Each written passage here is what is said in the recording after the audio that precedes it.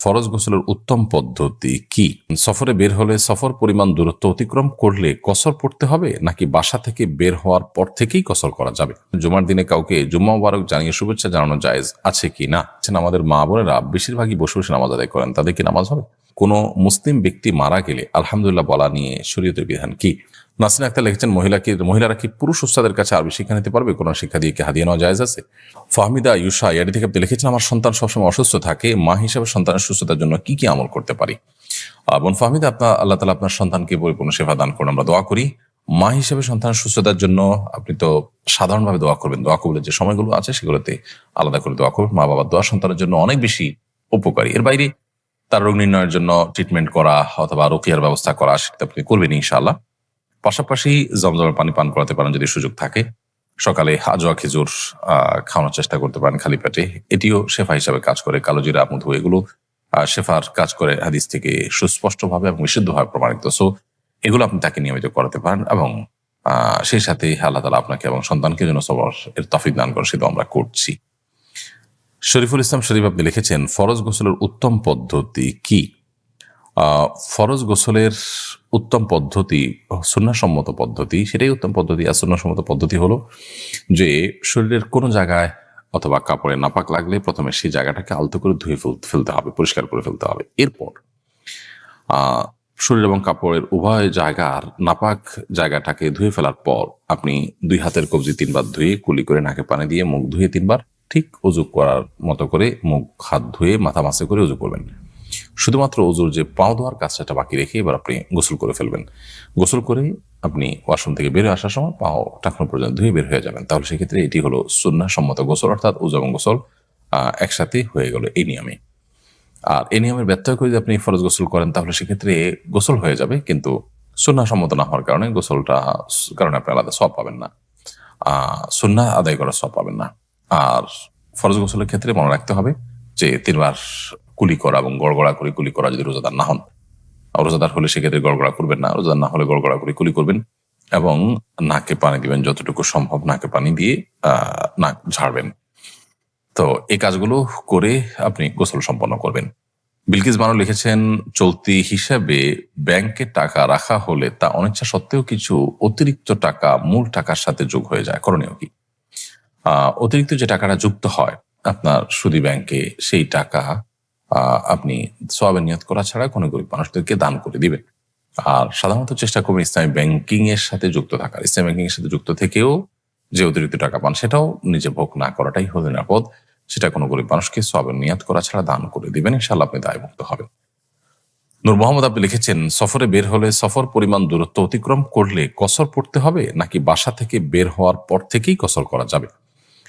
সফরে বের হলে আপনি সফরের পরিমাণ দূরত্ব অতিক্রম করার পর কসর প্রযোজ্য হবে, বাট এরকম না। বরং আপনার নিজের বাসা শুধু নয়, বাসার পাশাপাশি আপনার নিজের যে মহল্লার এরিয়া আছে, আপনার একটা মহল্লার একটা এলাকার নাগরিক যে সুবিধা সাধারণত থাকে, এই পুরো সুবিধা সম্বলিত যে এলাকা আছে, ধরুন আপনি কোনো উপজেলায় থাকেন, উপজেলা পরিষদ পার হলেন, আপনি কোনো সিটি কর্পোরেশন এরিয়া থাকেন, সেটা এরিয়া পার হলেন, তো আপনি কোনো ইউনিয়নে থাকেন, সেই ইউনিয়ন পার হয়ে গেলেন। তো এরকম নিজস্ব যে এরিয়া আছে, এই এরিয়া যখন আমরা ক্রস করে চলে যাব তখন আমাদের কসরের এই সুবিধা বা সফরের বিভিন্ন বিধিবিধান আমাদের জন্য প্রযোজ্য হবে এবং সবগুলো আমাদের জন্য তখন কার্যকর হবে। সোহেল মন্ডল লিখেছেন, ইন্ডিয়া থেকে বলছি, আমি একটা খ্রিস্টান বাড়িতে কাজ করি, তার বাড়ির খাবার খাওয়া যাবে কিনা? হালাল খাবার দিলে সেটা খেতে পারেন, তার খাবার যদি হারাম কিছু না থাকে, অপবিত্র কিছু না থাকে, আপনি খেতে পারেন, কোনো অসুবিধা নেই। এছাড়া আব্দুল মালিক আপনি লিখেছেন, জুমার দিনে কাউকে জুম্মা মুবারক জানিয়ে শুভেচ্ছা জানানো জায়েজ আছে কি না? সাহাবীদের মধ্যে ঈদের দিনে পরস্পরকে অভিবাদন জানানো, শুভেচ্ছা জানানোর বিষয়টি প্রমাণিত।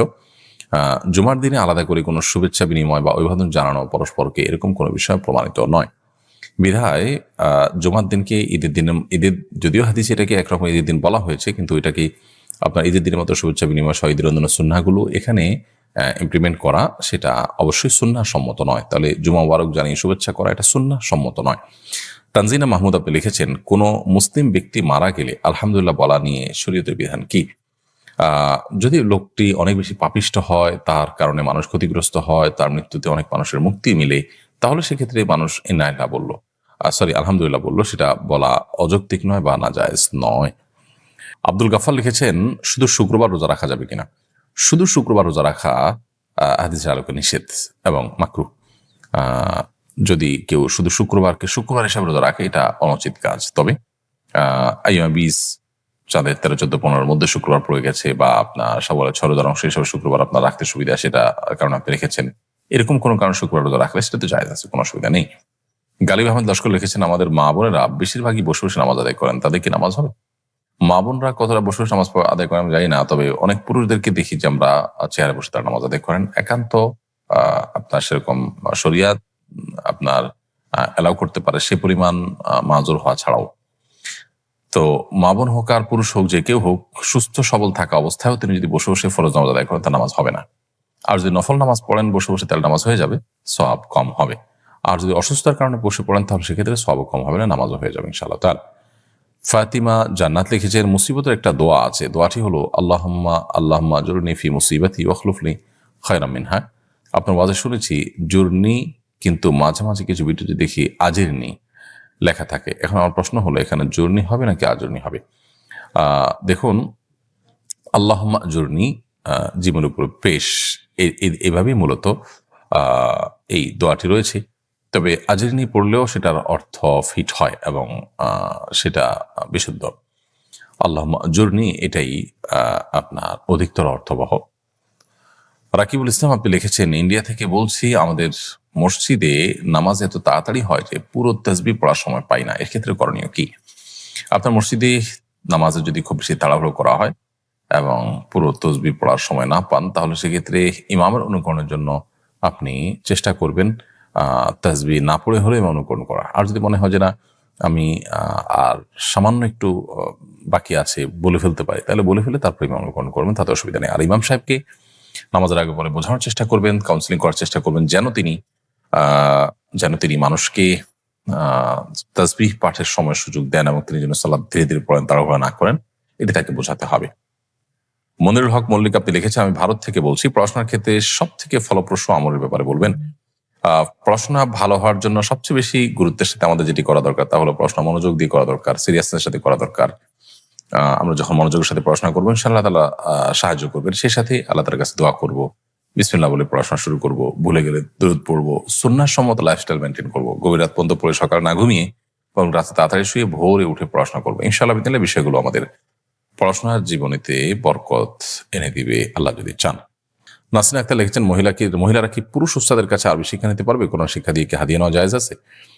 কোরআন শিক্ষা দিয়ে হাদিয়া নেওয়া জায়েজ আছে, তবে পুরুষ শিক্ষকের কাছে মহিলাদের কোরআন শিক্ষা উচিত নয়।